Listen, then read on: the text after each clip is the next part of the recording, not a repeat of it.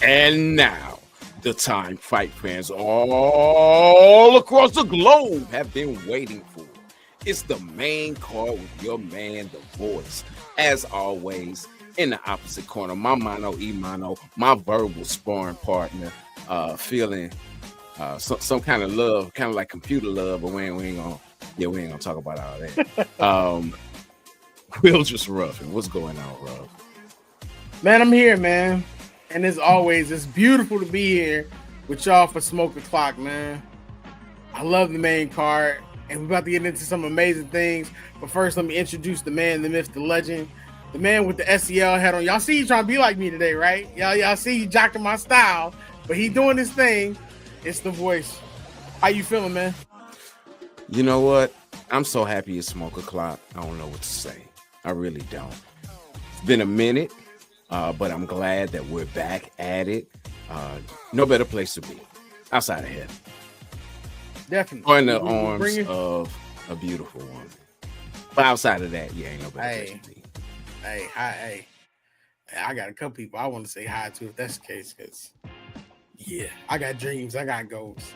Anyway, welcome to the main card, y'all, where we bring y'all the best in combat sports. Combat sports, that being professional wrestling, MMA, and boxing. We make sure we do it for y'all each and every week. We got some amazing things to get into, but first, let's get into these KOs and low blows, Voice. Let's go. Yes, sir. Now, this is the perfect welcome back. A bit of confusion. Now, Paul Hughes recently fought.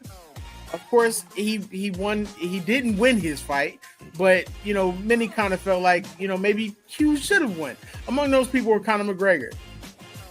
It was after the fight, though, Voice, where it seems to be some kind of confusion. Hughes made some comments, and in the comments he stated, he didn't use a name, but he stated, "I'm not like that other guy over there. I'm my own man." McGregor heard these things and he took it and he ran with it. Along the lines were a couple of apparently what some Irish consider really incendiary comments against a fellow Irishman, and there was a lot of backlash. There were a lot of tweets. There was post and deletes. There was Conor apologizing. There was Paul Hughes stating that he was confused because Conor is my GOAT, but then some are saying, well, Paul, you shouldn't have made those comments about your GOAT. Voice, make some sense of all this back and forth for us. I don't know that there is any sense that can be made. We were talking about this a little bit off air.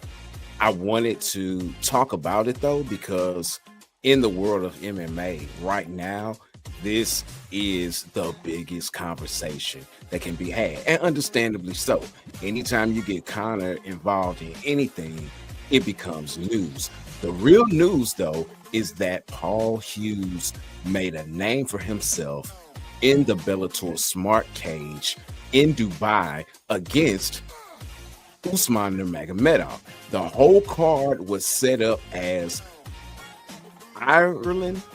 I was going to say Irish and Israel, and neither of them was right. Ireland versus Dagestan, or Russia specifically. Many of the fights on this card had people from either of those nations going against each other. And the main event was truly that, seeing as Hughes is from Ireland, and if he does not train with Straight Blast Gym, I believe that he did at least at some point, going against not only a Nurmagomedov, but who Habib, the GOAT, calls his brother in Usman. The next coming of the Nurmagomedovs. So, there's a lot of little nuances and backstories going on with this. The fact that Conor tweeted and deleted is nothing new. What is interesting, though, is in the cage, he, being Paul Hughes, said to Habib, look, I'm not like that other guy. I'm my own man. And, shouts out to him for saying that and doing that. No, he is from Ireland. He does not train at Straight Blast. He actually trains at Fight Academy, Ireland. But either way it goes, he's from Ireland. He's got that same kind of style and brashness that Conor has without all the baggage that goes along with it. With that being said, for you to say, hey, I'm not like that dude, that makes sense. And he has really been, in which I think this is the part that incensed Conor, he has been embraced by Khabib. Khabib was like, hey, look, dude, you got something going there. Come train with me. Come train with me. And Paul was like, hey, I appreciate it. I definitely look forward to taking you up on the offer, but only after Usman and I rematch, because that's got to happen. It was such a good competitive back and forth fight, a fight that Usman said himself, look, I underestimated you. I talked a whole lot about you. I said you weren't supposed to be here. You were supposed to be here. This is the toughest fight I've had in my life, and you made me better. So, we're looking forward to this. Is something that PFL can really hang its hat on. Adding Conor to the mix does nothing but help, especially with all the PR that he brings in, all the publicity he brings in. If I were Conor, I would be mad too. Here's my nation man, someone who's like supposed to be, carrying the flag literally for the nation, coming behind me, but then coming behind me and sidling up to my enemy. So I get why Conor would be upset, and for Hughes to say, oh, you're my GOAT. But if he's really your GOAT, then why are you trying to distance yourself from him when you think that the camera's not on? That's when you really see real people, is when they think nobody's watching. And the fact that all that was said, though it was in cage, the fact that it was done at a moment where you wouldn't expect the microphones to pick up, it says more about who Hughes is than who McGregor is. McGregor is McGregor. He's going to be who he is.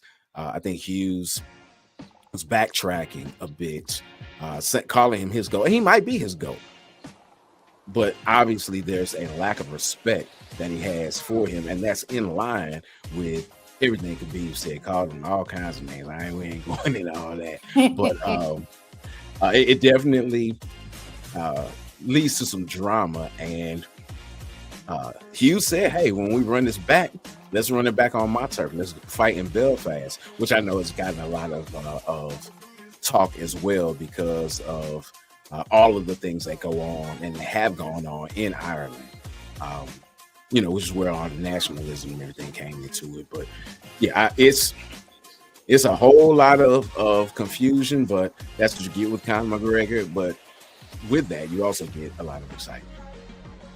So, before we move on, I have to ask. I know that they were impressed by Hughes even in the loss, but is there any part of this where Khabib is offering for him to join them? Is there any part of this like more of a power play of, I just snatched your countryman up and this is what it is? Or do you think that it's 100% genuine that, they were really impressed and they would love to have him on the team?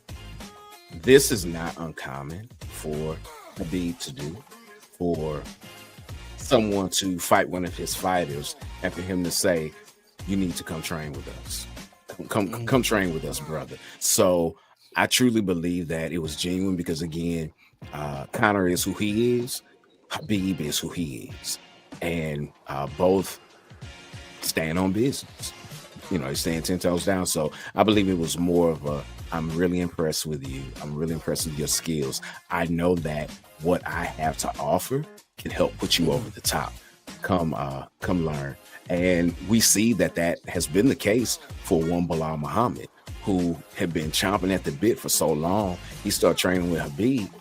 Now he's a champion. It's going to be interesting to see how that continues to play out. We saw the post and delete. We saw the words that were said, and they're still continuing to go back and forth. So definitely stay tuned to the main card. KOs and low blows. You never know when Voice drops a video giving you a great update. But we'll keep you updated if something new happens, because this is interesting. I don't get it. But It's interesting.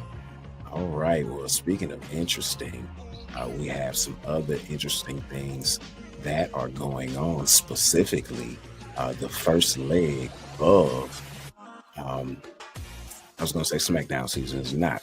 It is WrestleMania season. The first of many that will take place at Lucas Oil Stadium, being the Royal Rumble. And, we got to switch up the music and everything for this. So the Royal Rumble will take place on Saturday. A lot of stuff going on this Saturday at Lucas Oil Stadium. It's getting the WrestleMania treatment, if I'm not mistaken. 2 days, right?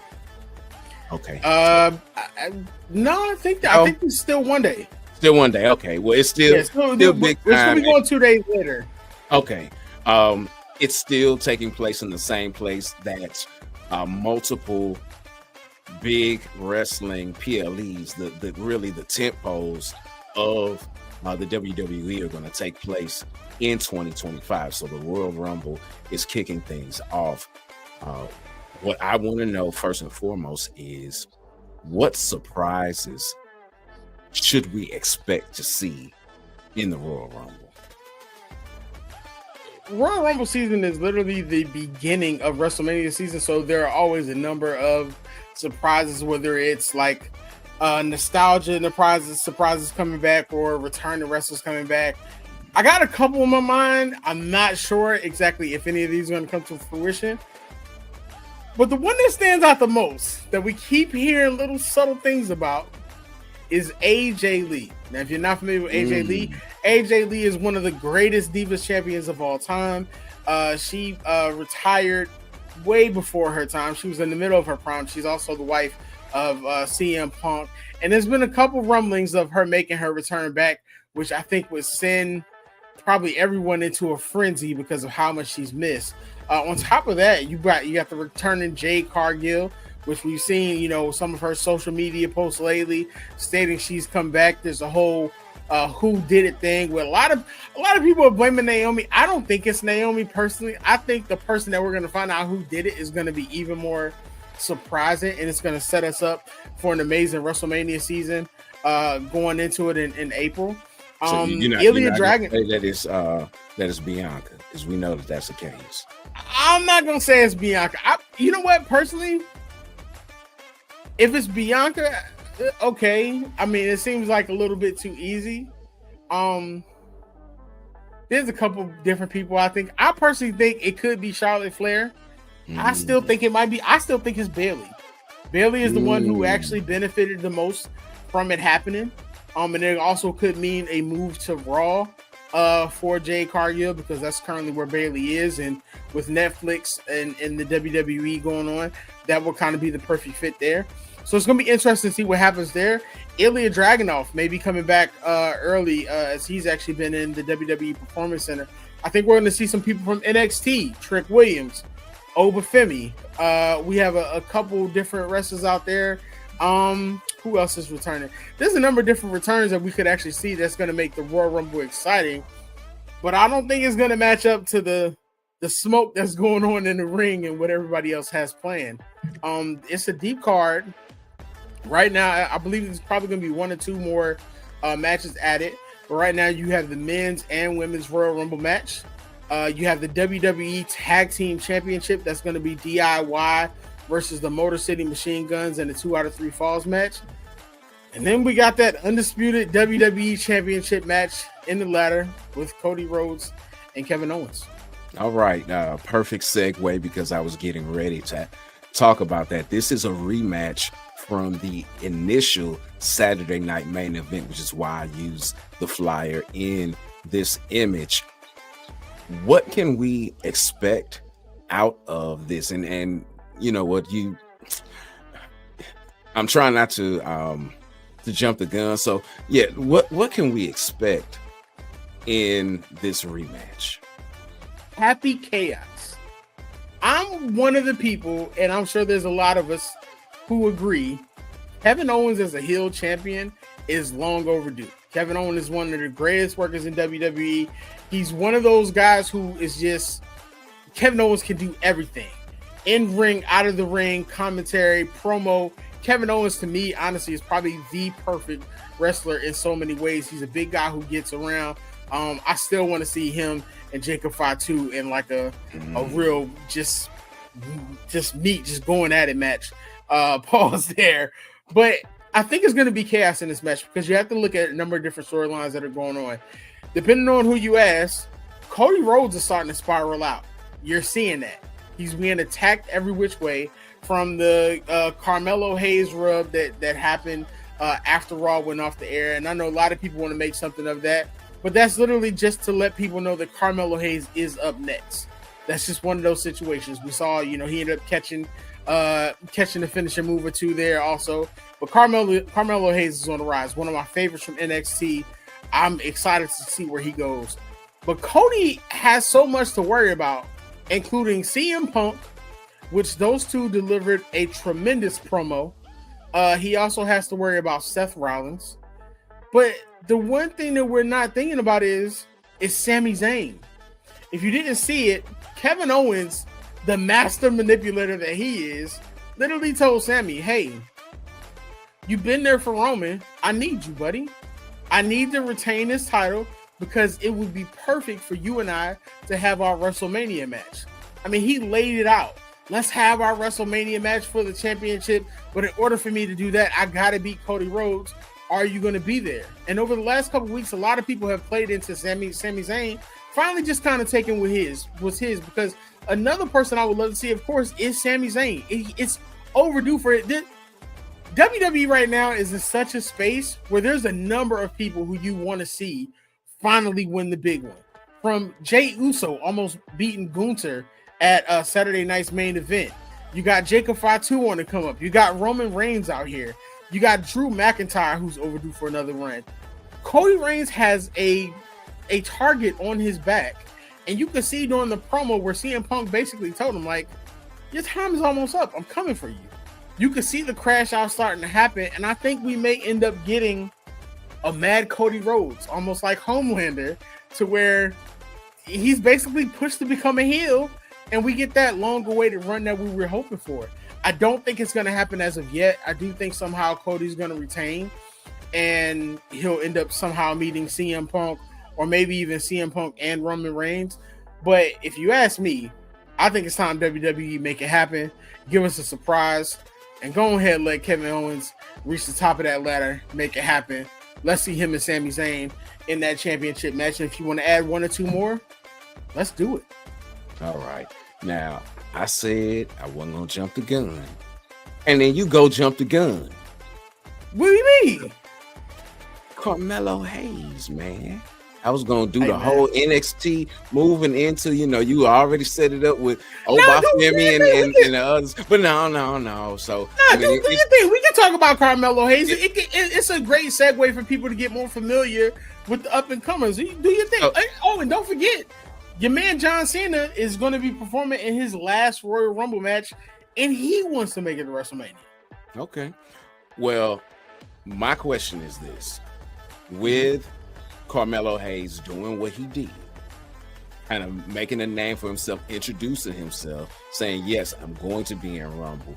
Yes, I'm coming after you, Cody Rhodes. If Kevin Owens were to lose, which it doesn't, win, which it doesn't really sound like it's going to happen.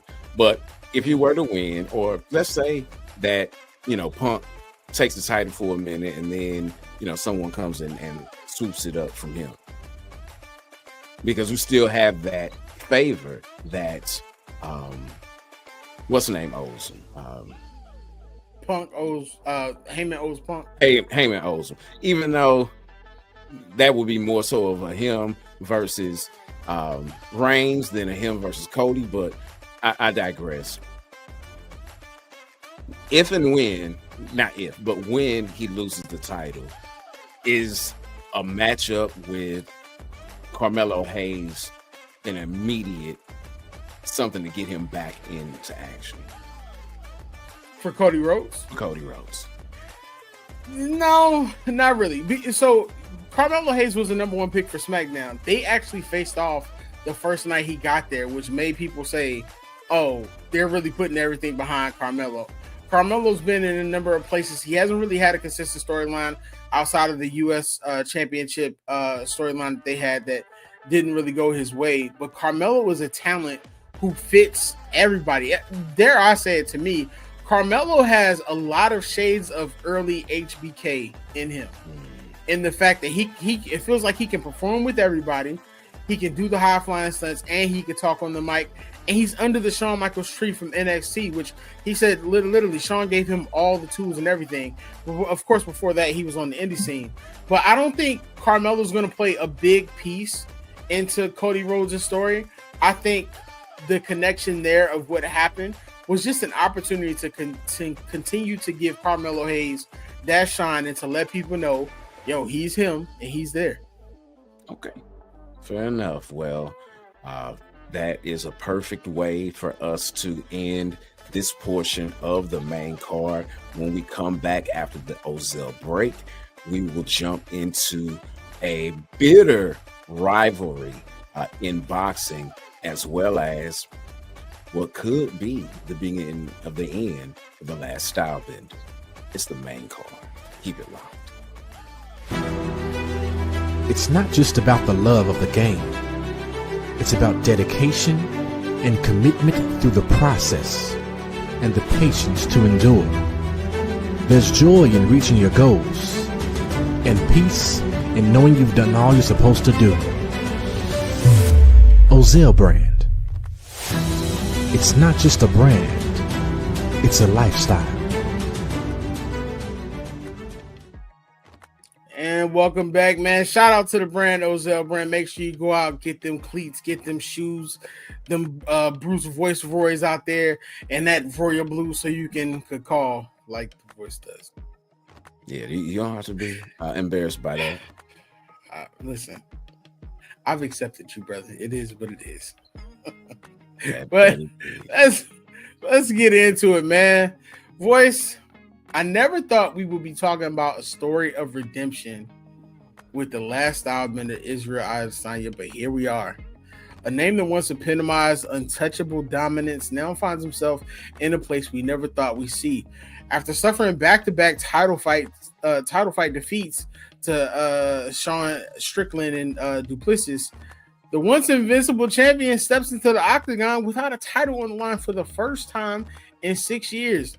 This fight is going to be taking place off the main pay-per-view stage on UFC Fight Night, and marks a pivotal moment in his storied career as he faces the Sniper. Now, this is something that he recognized. He said, just because there's not a belt on the line, I don't want to diminish this fight like it's not important. This is still an important fight for me. Again, I'm saying I'm doing this for myself. I'm kind of being selfish. And for Adesanya voice, the stakes couldn't be higher. The invincibility feels like it's faded for many fans, and the world watches with bated breath as he literally fights not just to win, but kind of reclaim his legacy. And it's something that feels like he's focused on in many ways. As he stated, I'm fighting for myself, I'm fighting for my team, I'm fighting for my family, and for my real fans. But this one, I'm putting myself first, and I'm trying to do this one for myself. So it's really important. Now, standing in the way is the Sniper. This is a young, relentless contender with everything in the game. He's, speed, sharp counters. He's there. As Adesanya, speaking on him, stated, from what I see, there's nothing that he brings that I haven't seen before. I think his best attribute is his speed and his counters, but I've seen that before. Again, it's up to him to show me something I haven't seen before. Now, it feels like voice that it's kind of been like a bit of introspection, because like it or not, Adesanya is one of the greatest of all time, no matter what his detractors say. But he said that lately coming into his fight, the goal was for him, he said, is to make peace with it. He was speaking with Stake.com when he said that what he's done to develop himself as a fighter is to make peace with a lot of his past. He stated that he's shedded the negative energy that's once clouded his mind. He said even just having Robert Whitaker around with his enthusiasm for the game and his energy, we were sharing stories, we were breaking bread. Overall, he's just a cool guy. And I've been taking a little bit with Alex Pereira also. This isn't just about physical preparation, it's about mental clarity and emotional readiness. He said, I've learned that whatever doesn't serve me anymore, I can't hold on to, and all the negative energy I have will go into the sniper. I really can't wait. Now, he is out to prove he's still the top dog, so don't get it twisted. One of the things that he said is, I said gatekeeper as a joke early on. Yeah, I feel like the old dog, and that there's some young guys coming up trying to prove themselves. So it's my job to send them back down and let them know that I'm still here. Voice, we haven't really seen Israel Adesanya talk like this before, and it's something new. I don't feel like maybe he's seeing this as the end, but maybe he's seeing this almost as like a resurrection back to his dominance. What do you feel about him going into this fight with his outlook? I think it's a healthy outlook because it is in. We forget that he had a whole combat sports career before he started MMA. Not just made the UFC, but before he started in MMA, fighting in kickboxing. You know, he's starting to go past that 35 age limit, which for anyone but a heavyweight is old for fighting. And that's usually when the decline starts to set in. You don't see people gain a championship past the age of 35 under the heavyweight weight class. So he knows that he's in this space that that his idol was in when he started making his, being Izzy's push in the UFC, being Anderson Silva. Anderson was on his way out. He knew he was on his way out. What he could do was have good fights with up and comers to see where his skill level is. Now, this is the first fight that Izzy has had that's not been a title fight since 2018, or I should say, at least first fight that wasn't a pay-per-view fight since 2018. Is he headlining? Yes. But is the level of pressure there as it would be for those other fights? Maybe. And the reason I say maybe is this. Imavov has run off 3 in a row, beating Brendan Allen, beating Jared Cannonier, and Roman Dolidze. Good wins. He's lost against the likes of Phil Hawes. And, excuse me, he had a no contest against Chris Curtis. You know, but beating Brendan Allen, beating Jared Cannonier, and beating Roman Dolidze, that's all solid. For him to beat Izzy puts him in a whole different class of fighters. So this is the biggest fight of his life, being Imavov, where for Izzy, it's a very pivotal fight for him because he said, I've never lost 2 in a row before. If I lose this one, now that's 3 in a row. And if I can't beat someone like an Imavov, really, do I need to be doing this?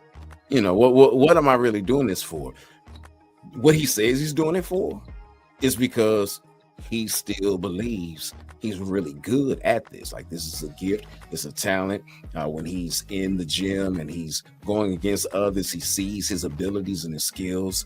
They're his the way that he's able to dominate people. And because of that, he's fighting. But this is really for him. Do I still have it? That's what this fight says. Do I still have it? Was it just getting caught? Because he was doing well versus Drakus until he got caught.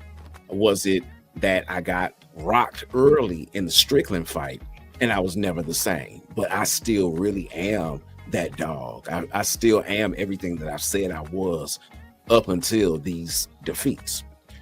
That's what Izzy's fighting for. For Imavov, the Dagestani-born Frenchman now. He is fighting to say, hey, the stumbles and stuff I had earlier in my career, they were just that. They were earlier in my career. I'm not that guy anymore. You need to take me seriously. And if he is victorious over Izzy, we have to do just that. Well, it's going to be definitely an interesting fight to see, whether, we're going to continue to prop up one of the GOATs, or if the up and comer is going to be letting it loose and letting it go. The one thing that, that you mentioned, the Sniper is winner of his last 3. Wow. Izzy has lost 3 of his last 4. So it's going to be interesting to see their styles of fighting when they come into the bout. Make sure that you check that out. That's going to be UFC Fight Night going on here. And next, voice. This one is big, man, especially when you got to see their media presser. When David Benavidez meets David Morrell, the stakes could not be higher. The winner of Saturday's bout is going to earn a shot at the undisputed light heavyweight title between the unbeaten champion Beterbiev and Dmitry Bivol. Now, for David Morrell, he said this fight, voice, is more than just an opportunity. It's a gateway for his people. Speaking to the media, he said it's a great opportunity for me and the people of Cuba as well. After this fight, if I get a knockout, it opens the door for the Cuban people. I feel great. My team, my coach have supported me, and they're telling me, you got this. When my team says that, I know I got this, and I feel grateful for the opportunity. Now, Morrell's promoter, Luis Dubacas, the Cubas, senior, I mean, he's excited, voice, and he's speaking with so much confidence that you almost can't doubt he's not going to win. It's what we've been looking for. He's ready. I was in camp with him. He sparred with the best guys possible. He's ready to kick. It's very important for him to win, and he's going to win. Now, all that confidence, there's confidence on the other side. We have David Benavidez, who, he's a fighter whose journey has kind of been a roller coaster, but we know what he can do. And he stated, this camp has been amazing. It's going to be my best performance yet. This is the strongest I've ever been. Benavidez has always been a huge talent, but of course, his early career was marred by controversies, including testing positive in 2018, missing weight for a title fight in 2020. So it's always kind of fair to wonder when you see his name, if that discipline is kind of going to harness his talent and allow him to reach the top. But I mean, credit to him, boys. He recognizes literally the jeopardy of the situation.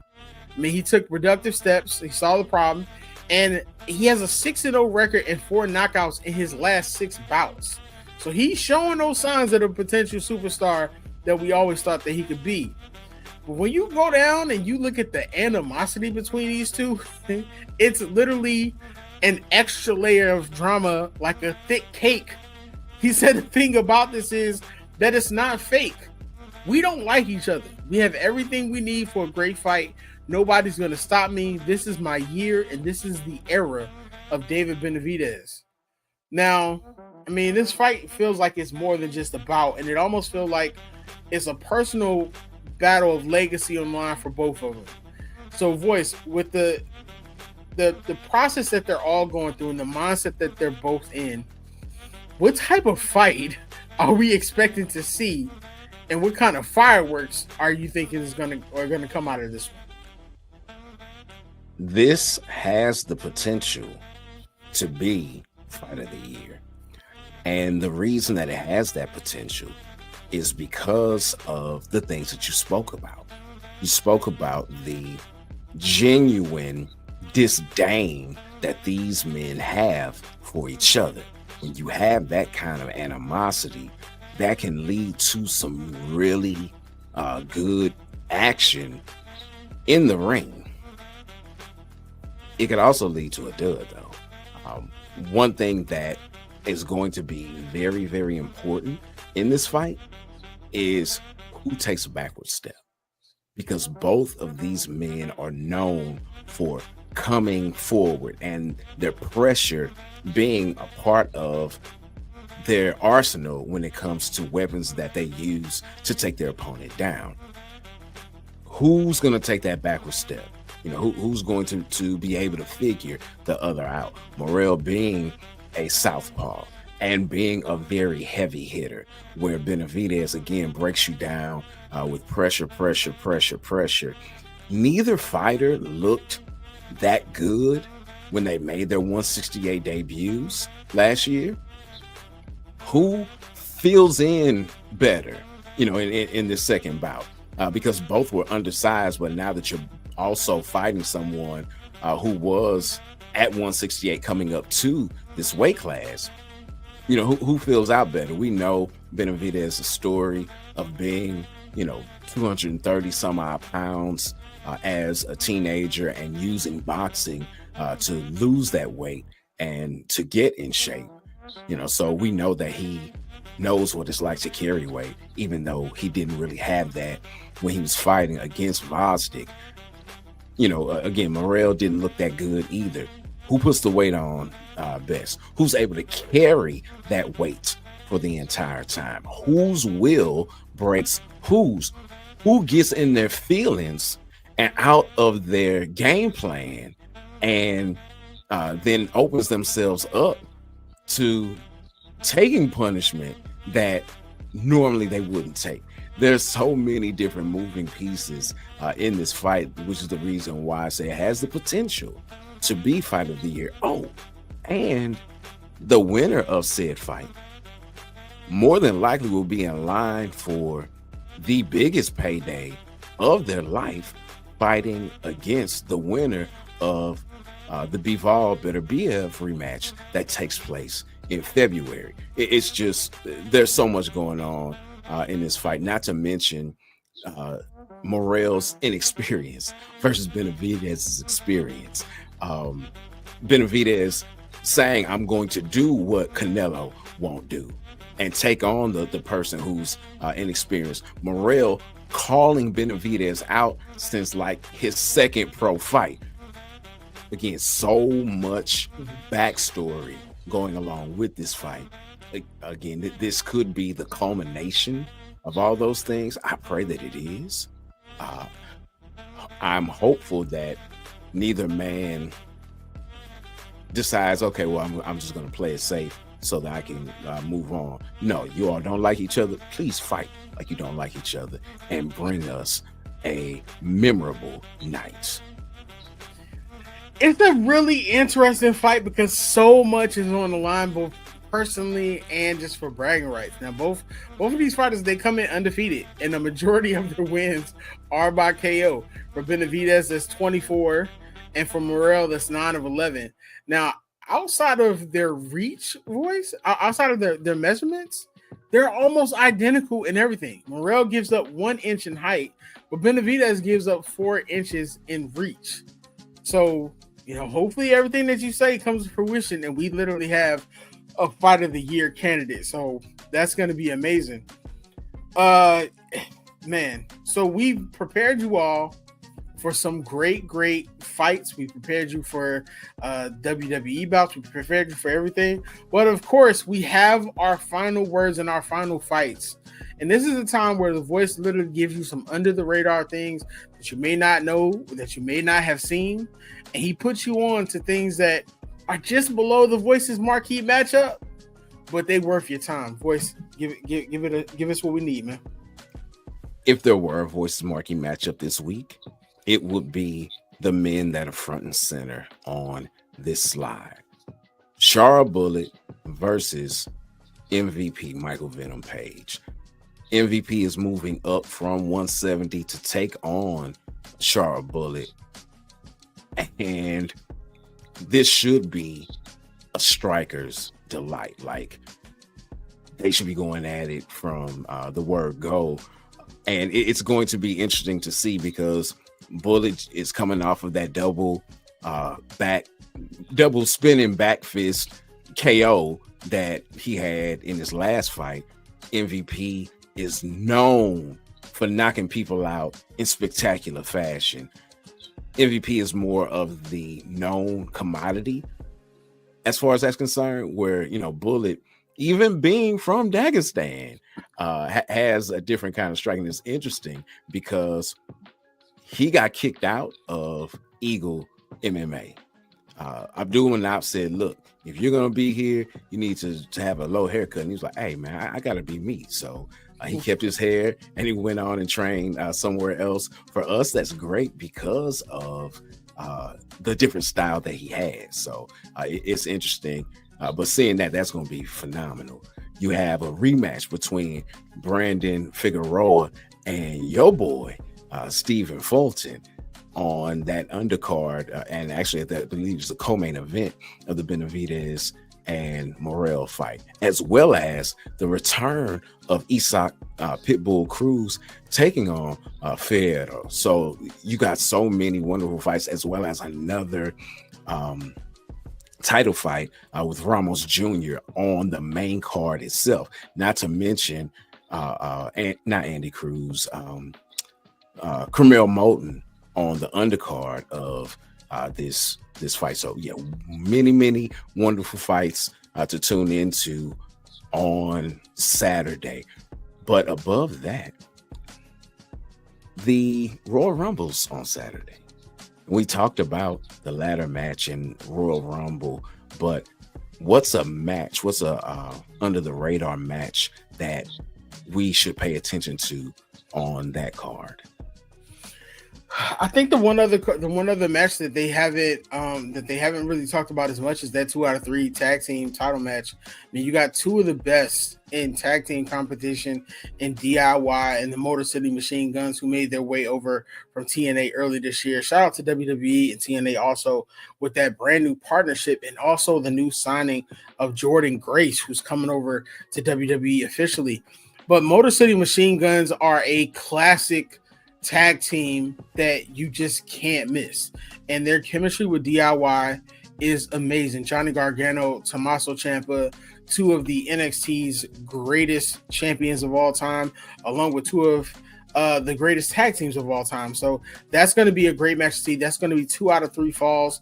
I'm sure there's going to be maybe 1 or 2 more matches that are made, but let me give y'all my prediction for the Royal Rumble. Now, I don't think this will happen, but if I'm a betting man, if we're creating new stars, Braun Breaker would be my pick to win the Royal Rumble and go on to face Gunther. It's time. Let's just go ahead and pull that trigger. And then on SummerSlam, let's set up that Braun Breaker versus Jey Uso championship match and make it happen. Royal Rumble is going to be an amazing card. Make sure you all check it out. Friday night SmackDown is going to be smoking, of course, live from Indianapolis. Make sure you watch the main card, because we always going to have the best for you, whether it be boxing, combat sports, or WWE. And shout out to the King of Kings, Triple H, who was announced to be headliner. He ain't Jesus. Go ahead, brother. You the one said it. You know, I can't let that one slide. The King of Kings is his moniker. Triple H, the game. Well, let's put some. Is going to be the headliner. It's going to be the headliner of the WWE Hall of Fame for 2025. If you haven't had a chance, that clip is actually online. He was surprised by the Undertaker and Shawn Michaels. Paul Levesque has done some amazing things in the ring. What he's done as the creative mind of WWE moving forward is also awesome. So congratulations to him. And those are our final words.